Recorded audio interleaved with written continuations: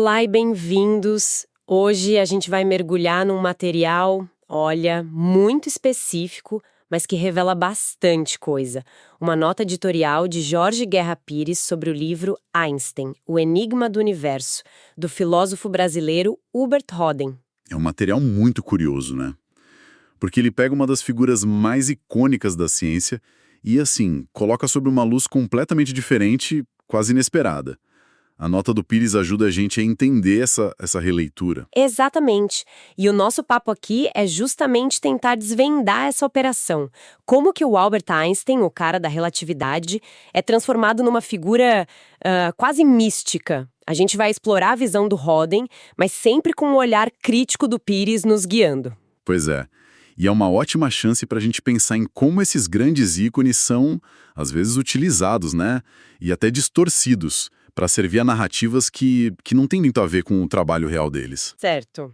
Então vamos lá. Para começar, qual é o argumento central da nota do Pires? Qual é a principal crítica que ele faz a essa obra do Roden? Olha, a crítica é assim, na lata.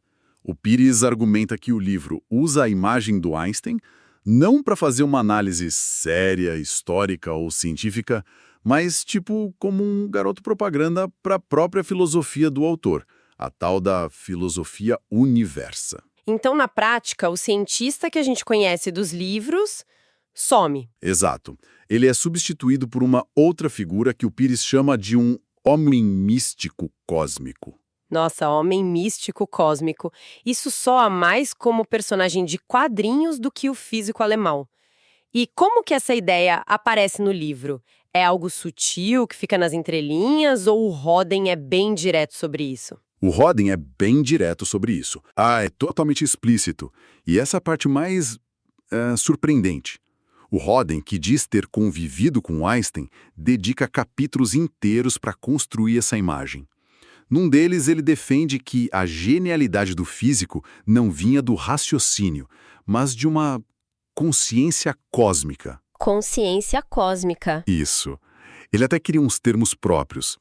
Ele diferencia o ego pensante, que seria o cientista comum, que rala para pensar, do Einstein, que seria o cosmopensado, ou seja, alguém que recebia o conhecimento já pronto, direto do universo. Peraí, eu tô lendo um trecho aqui na nota do Pires e tem um conceito que parece ser a chave de tudo. Ele diz que, segundo Roden, a genialidade vinha de uma intuição direta do Uno. Que raio seria esse Uno? Parece o centro de tudo. Então, é fascinante como ele monta essa arquitetura filosófica. É a base de tudo. Ele divide a realidade em dois polos. De um lado você tem o Uno, que seria a causa de tudo, a fonte única, a unidade por trás da realidade. Certo, a fonte. E do outro lado, o verso.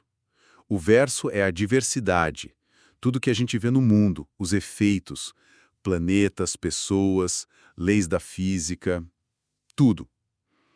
E para ele, o conhecimento de verdade não vem de estudar o verso, o mundo material. Vem de onde, então? Vem de uma conexão intuitiva, quase mística, com o Uno. Deixa eu ver se eu entendi como uma analogia. Seria como se o Uno fosse a eletricidade pura na tomada, a energia invisível. E o verso são as coisas que a gente liga na tomada. A lâmpada, a TV, o celular. Isso. E o Honda estaria dizendo que o Einstein não perdia tempo estudando os aparelhos. Ele tinha uma conexão direta com a tomada. Newton ou Galileu. E o coloca numa outra prateleira, a de figuras como Buda, Plutino, Jesus e outros grandes místicos da história. Ele muda o Einstein de categoria. Imagina a reação do próprio Einstein, que era um cético famoso, ouvindo uma coisa dessas. Provavelmente ia dar uma risada e voltar para o quadro negro. Com certeza. Ele tinha pouca paciência para esse tipo de santificação. Ok, essa ideia de que a genialidade vem do Uno é até poética. Mas se a gente leva isso a sério, o que acontece com o trabalho real do cientista? A matemática, os experimentos, os anos de dedicação, isso vira o quê? Um passatempo? O Pires deve ter criticado isso. Criticou e muito. É um dos pontos centrais da nota dele. Porque a consequência direta dessa visão é que o método científico, a matemática, o trabalho analítico, tudo isso é rebaixado a condições meramente extrínsecas. Quer dizer, algo secundário. Exato. E o livro do Roden diz isso com todas as letras. Tem uma entrevista dele, de 1979, que está no final do livro, onde ele declara o seguinte, e aqui eu estou citando a nota do Pires. É um erro supor que Einstein tenha descoberto a teoria da relatividade por meio de pacientes pesquisas e análises.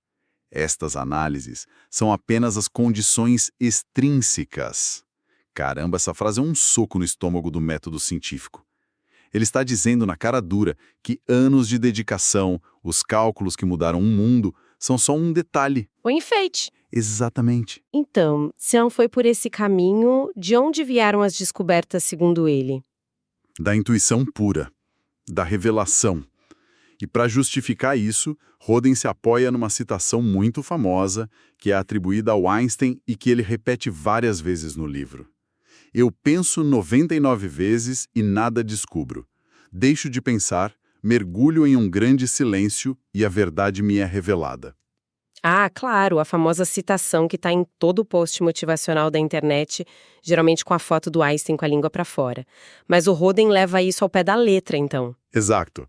Para ele, essa frase é a prova definitiva de que a descoberta científica não é um processo de construção lógica passo a passo. É um ato de revelação mística. O gênio não constrói o conhecimento. Ele recebe quando silencia o tal ego pensante e se abre para o cosmo pensado. Mas isso é um paradoxo enorme. A beleza da relatividade está justamente no rigor da matemática que a sustenta. Roden parece querer o resultado, que é genial, mas descartar o processo, que é a ciência em si. Exato. É como admirar um prédio incrível e dizer que o arquiteto não precisou de plantas ou cálculos, ele só sentiu onde cada tijolo deveria ir. Essa é a contradição que a nota do Pires expõe.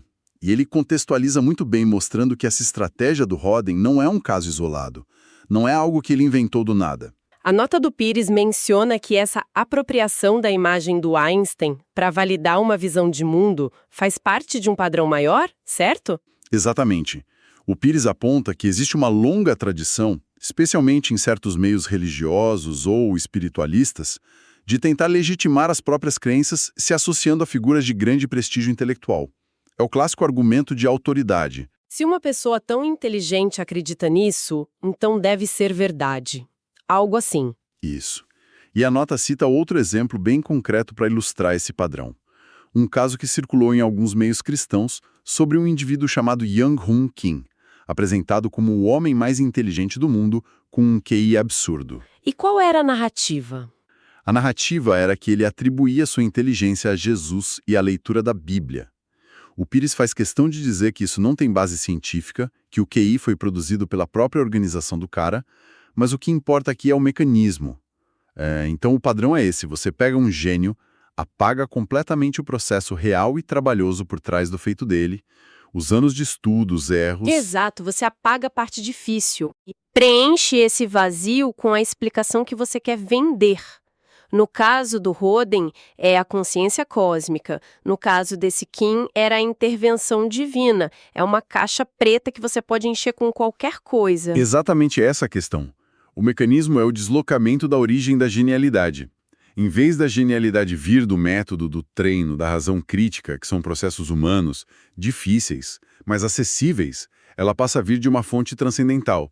Vira um dom, uma graça. Na prática, é quase um sequestro de credibilidade.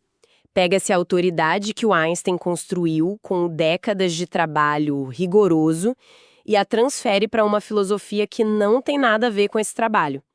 A marca Einstein passa a vender um produto que ele nunca criou. Precisamente. A figura do gênio é convertida num instrumento retórico. E o Pires usa uma palavra forte na nota para descrever o resultado disso no livro do Roden. Uma quase divinização do Einstein. E qual é o problema de divinizar um gênio? Não seria só uma forma de elogio? O problema, segundo a nota, é que ao divinizar o mito, você apaga o homem. Você apaga o cientista real. A nota ressalta que a prática do Einstein era o oposto dessa imagem mística. Era ancorada em rigor conceitual, disciplina matemática e profundo ceticismo. Entendi. A narrativa do Holden, no fim, revela muito mais sobre a filosofia do autor do que sobre a ciência do Einstein. Perfeito. O livro é um espelho da mente do Holden, projetada sobre uma figura de prestígio. E o Pires observa que esse fenômeno de romantização vai muito além desse livro. Ele explode na cultura da internet. É verdade. A gente vê isso o tempo todo. A nota até menciona que essa distorção online chega a níveis extremos, como retratar o Einstein como um alienígena, não é? Sim, e o Pires usa isso como exemplo máximo, a hipérbole que ilustra o ponto. Na cultura popular da internet, onde as nuances se perdem, essa romantização explode. Einstein vira um profeta, um ser de outra dimensão, ou, no limite, um extraterrestre. Peraí, alienígena. Mas no fundo é a mesma lógica, né? A genialidade dele parece tão inatingível para algumas pessoas que é mais fácil acreditar que ele não era humano do que aceitar a dimensão do esforço, da disciplina e da inteligência puramente humana que ele representa. Essa é a conclusão central da nota do Pires. Em todos esses casos, do livro do Holden e as caricaturas da internet, o mito ofusca o método. O mito da genialidade, como um dom mágico, acaba escondendo o que talvez seja o mais importante: o método científico rigoroso, humano e um ponto crucial, falível, que caracterizou o trabalho dele. O que torna os acertos dele ainda mais impressionantes, na verdade. Se ele fosse só um canal cósmico, seria fácil. O fato dele ser um ser humano que chegou lá através de um esforço monumental, com dúvidas e erros, essa é a verdadeira história. Apresentar a genialidade como mágica a torna inatingível. E isso levanta uma questão importante que a nota do Pires nos deixa. Ao admirar um gênio, o que é mais valioso? Construir um mito sobre a mente dele, transformando-o em algo sobre-humano? Ou estudar seus métodos, suas dificuldades, seu processo de descoberta, que é profundamente humano e, por isso mesmo, talvez muito mais impressionante? O livro do Holden é um exemplo claro da primeira opção. E para pensar depois, a nota editorial menciona que um mito esconde a natureza falível de Einstein. Ele não era um oráculo. E talvez a exploração mais interessante seja justamente essa. Quais foram os maiores erros ou becos sem saída científicos de Einstein? Ele lutou contra a mecânica quântica por décadas. Como o reconhecimento de que ele também errava, que ele resistiu a ideias que se provaram corretas, pode, na verdade, nos dar uma apreciação ainda mais profunda e humana de seus incríveis acertos.